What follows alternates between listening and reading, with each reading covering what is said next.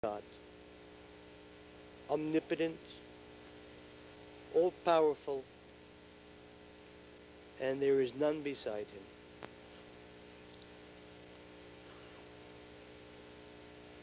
Hodul Hashem ki tov ki l'olam chasdo. Give thanks unto the Lord, for he is good, and his mercy endureth forever. You people are making history. You people are bringing the world back to the purpose for which the Almighty made it. And for that we say, Hodul Hashem ki tov. Praise the Lord, for he is good. For he has shown you the way, but more important, you have taken up the challenge, and you have taken up the way. And may God bless you, and give you the strength to fight all of those who in their tininess and in their pettiness and in their jealousies will attempt to defame.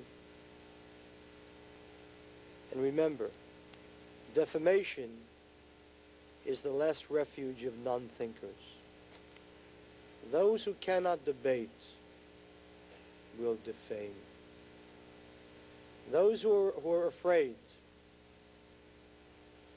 to discuss and to challenge will call names and smear. And remember another thing.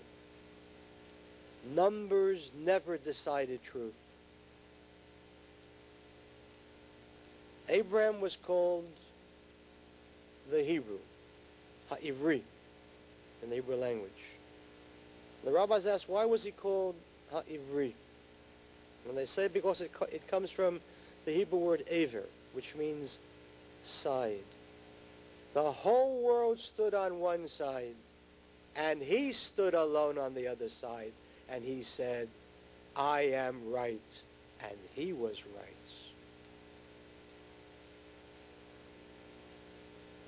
I live in Jerusalem. I want to speak to you a bit about the incredible days in which we live. For from the beginning of time until now, there has never yet been a time such as now.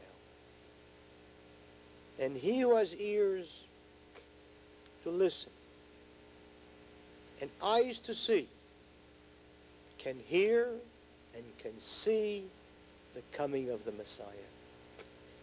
These are the days in which we live. We have seen miracles that generations far greater than we were not privileged to see. He bangs on the door. He beats upon it. And he says, open for me and I bring you the redemption. And the key to that door is faith. Faith. I live in Israel, and I hear the nations raving and shouting and yelling and condemning us in Israel. And I hear, even from this country, and it is a great country, people telling us where we can live in Jerusalem and where we cannot live, in what land we are allowed to keep, and what land we are not allowed to keep. And with all respect to President Bush, let the word go out from here. The burning bush is the bush that we follow.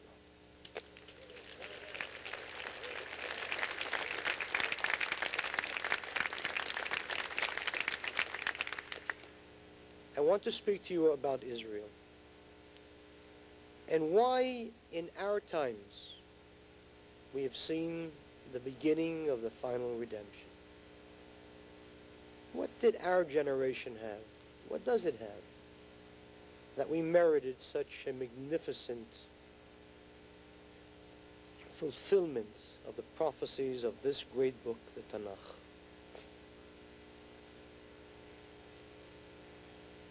In the book of Yechezkel, Ezekiel,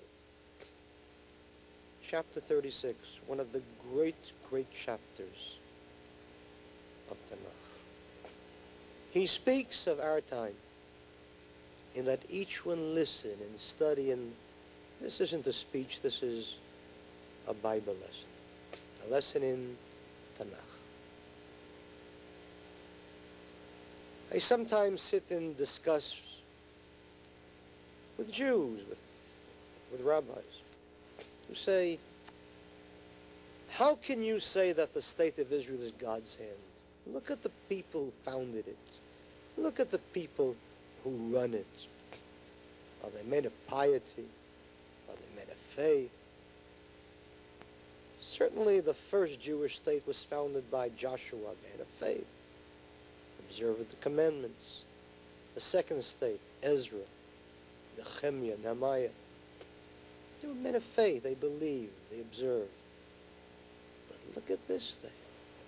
How can you say that the people founded this state, secular, non-believers, how can you say that the state that they founded is God's hand? It's a good question. A question that has to be answered. And the answer is to be found in chapter 36, Yechezkel. He speaks in the name of God concerning the exile. And he says, Vafitzotam bagoyim, and I scatter them among the nations. Vayizaru baratzot, and I disperse them among the lands. Vayavo el hagoyim asher ba'u sham, and they came onto the nations whither they came. Some went to England, some went to Germany, some to Poland, and some to Yemen, and some to Dallas, Fort Worth.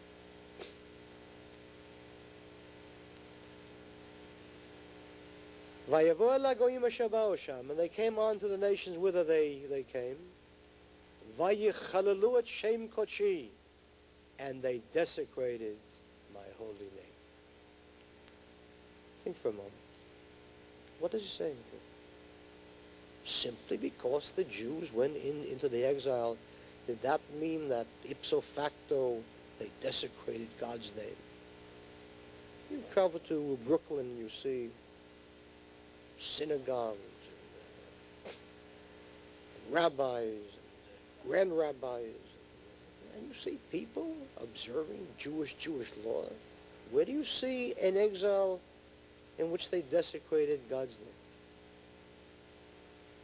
He answers his own question. He answers our question by continuing. And they desecrated my holy name. How? B'molehim, in that the nation said concerning the Jews, Am Hashem Eileh, these are the people of the Lord. Ume'artzo yatzau, and we drove them out of their lands. Do you know what desecration really means? You have to learn Hebrew for that. That will also come.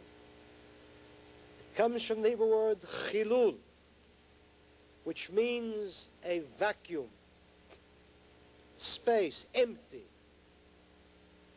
When the Jew is persecuted and when the Jew is desecrated, when the Jew is